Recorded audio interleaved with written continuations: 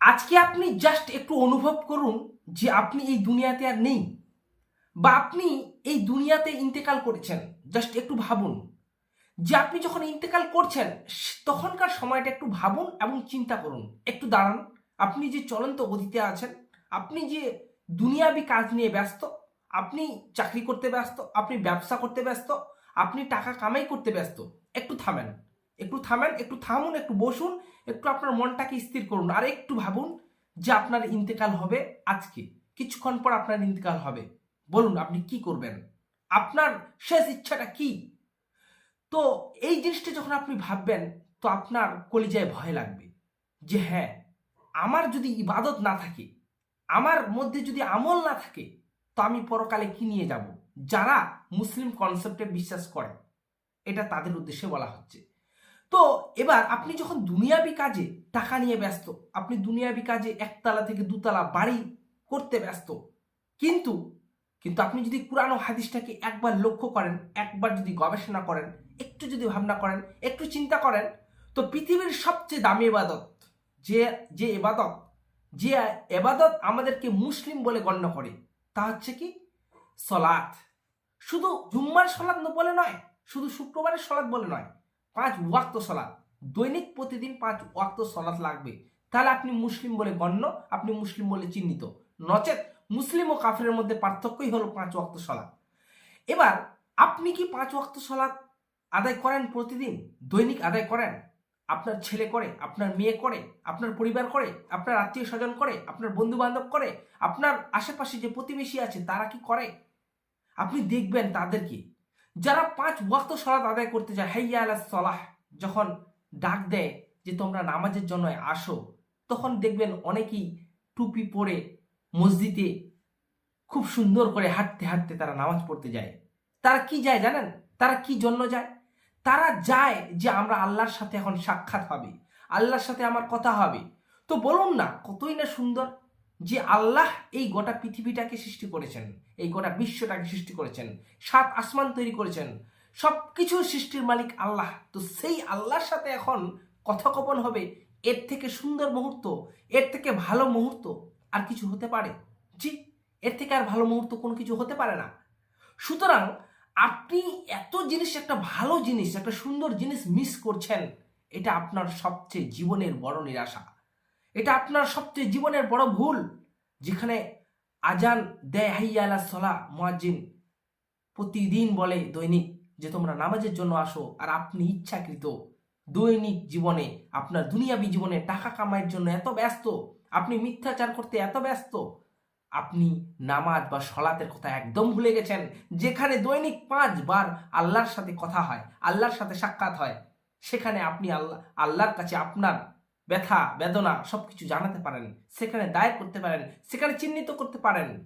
সেখানে এই সেই আল্লাহ যে আপনাকে তৈরি করেছে, যে আপনাকে তৈরি করেছে, আপনার হাত, আপনার আঙ্গুল, আপনি নিজেকে একবার চিন্তা করুন। আপনার যে চোখ আছে, আপনার যে নাক আছে, আপনার যে দাঁত আছে, আপনি দাঁত চিবিয়ে খাচ্ছেন, স্বাদ গ্রহণের জন্য জিভ আছে, সেই পেটটাতে গিয়ে আবার হজম হচ্ছে, হজম শক্তি হয়, সেগুলো যেগুলো বাজে সেগুলো বের হয়ে যাচ্ছে, আর যেগুলো দরকার সেগুলো আমাদের রক্তের মাধ্যমে মিশে যাচ্ছে। এই প্রক্রিয়া, এই নিয়ম কে সৃষ্টি করেছে? এগুলো কেউ সৃষ্টি করতে পারে? আপনি একবার শুধু আকাশের উপরে দেখেন, যেদিন যখন রাত হয় আপনি একটু সূর্য চন্দ্র নক্ষত্র দেখেন, কে সৃষ্টি করতে পারে? এত নিখুঁতভাবে কে তৈরি করতে পারে? আজকে যদি চাঁদ একটু হিলে যেত, আজকে যদি পৃথিবী একটু সরে যেত, সূর্য যদি একটু হটে যেত, তাহলে কত কিনা হয়ে যেত, এই পৃথিবী ঠান্ডা হয়ে যেত, নচেত পৃথিবী উত্তাপ গরম হয়ে যেত, উত্তপ্ত লাভা হয়ে যেত। সুতরাং এত কিছু সূক্ষ্মভাবে কে তৈরি করতে পারে? তার নাম হচ্ছে আল্লাহ। তো যে আল্লাহ এইটা তৈরি করেছেন তার সাথে সাক্ষাৎ হবে, তার সাথে কথোপকথন হবে। এর থেকে সুন্দর মুহূর্ত, এর থেকে ভালো মুহূর্ত আর কিছু নেই, আর কিছু হতে পারে না। তো চলুন না সবাই মিলে 5 ওয়াক্ত সালাত আদায় করি। চলুন না সবাই মিলে একসাথে হাতে হাত রেখে মসজিদে মুয়াজ্জিনের যখন হাইয়া আলাস সালাহ যখন সাড়া দেয়, আমরা সেই সাড়াতে সবাই গিয়ে মসজিদে সালাত আদায় করি। এর থেকে ভালো মুহূর্ত আর নেই। আপনি সালাত আদায় করবেন, আপনার ছেলে মেয়েকে করাবেন, আপনার স্ত্রীকে করাবেন, আপনার বন্ধু বান্ধবকে করাবেন, আপনার আত্মীয় স্বজনকে করাবেন, আপনার প্রতিবেশীকে করাবেন। এমনকি আপনি যেখানে কাজ করতে যান বা ব্যবসা করতে যান, সেখানে যারা আসবে তাদের খুব সুন্দরভাবে, খুব আনন্দের সহিত, খুব ভালোভাবে, নম্রভাবে তাদের কাছে ইসলামের দাওয়াতটা পৌঁছান। তবে ইসলামের দাওয়াত পৌঁছাতে গেলে আপনাকে ইসলামিক জ্ঞান লাগবে। ইসলামিক জ্ঞান আপনি কোথায় পাবেন? আপনাকে কুরআন হাদিস পড়াশোনা করা লাগবে। আপনি শুধু বাড়িতে বসে গেম খেললে হবে না, শুধু ব্যবসার দিকে দেখলে হবে না, শুধু দুনিয়াবী জীবন নিয়ে ব্যস্ত থাকলে হবে না। আপনাকে পড়াশোনা করা লাগবে, আপনাকে পড়াশোনা করে গবেষণা করা লাগবে। যদি কোনো কিছু মাসালা সৃষ্টি হয়, কোনো একটা হাদিস নিয়ে যদি দ্বিমুখী সৃষ্টি হয়, সেটা নিয়ে আপনি অভিজ্ঞ ইমামের কাছে যান, সেখানে গিয়ে সেই মাসালাটা জানেন, বুঝেন, তারপর সেটাকে আমল করেন। কিন্তু করেন আপনি, বিশেষ করে আপনার কাছে আমাদের প্রিয় দর্শকবৃন্দ, যেটা আমার আবেদন যে আপনি বেশি বেশি করে পড়াশোনা করুন। কারণ জ্ঞান ইকরাহ, আল্লাহ নিজেই বলছে পড়ো। তোমরা শুধু পড়ো, কারণ না পড়লে আপনি জানবেন কি, না পড়লে আপনি আমল করবেন কি? আপনি যদি নাই পড়তে পারেন, আপনি যদি নাই বুঝতে পারেন, তাহলে আমল করবেন কি, মানুষকে বোঝাবেন কি? সুতরাং পড়তে হবে, জানতে হবে, জ্ঞান অর্জন করতে হবে এবং মানুষকে বোঝাতে হবে। আর আপনার জীবনের উদ্দেশ্য বুঝতে হবে।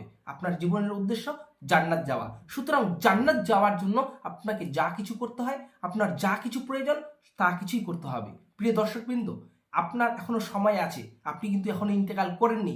যদি ইন্তেকাল করে ফেলেন, যখন আপনার রূহটা চলে যাবে, তখন আর আপনার কোনো সুযোগ হবে না। আপনি তখন বারবার যদি আসতে চান যে দুনিয়ায় আমাকে একবার সুযোগ দিন, আমি আপনার জন্য সারা জীবন সিজদায় লুটে থাকবো, আর সে সুযোগ আসবে না, আর সে সুযোগ মিলবে না। সুতরাং সময় আছে। সঠিক সময় থাকতে আপনি যদি এই মুহূর্তে 5 ওয়াক্ত সালাত আদায় করেন এবং ইসলামের ক্যাটাগরিতে চলার চেষ্টা করেন, ইনশাআল্লাহ আপনি সফল, নচেত বিফল। এখনো প্রিয় দর্শকবৃন্দু, আমরা আপনাদের কাছে বিশেষ আবেদন, আমাদের করজোড়ো অনুরোধ যে বেশি বেশি করে কোরআনটাকে পড়ুন, হাদিসটাকে পড়ুন। আসসালামু আলাইকুম আ রহমতুল্লাহি আ বারাকাতুহু।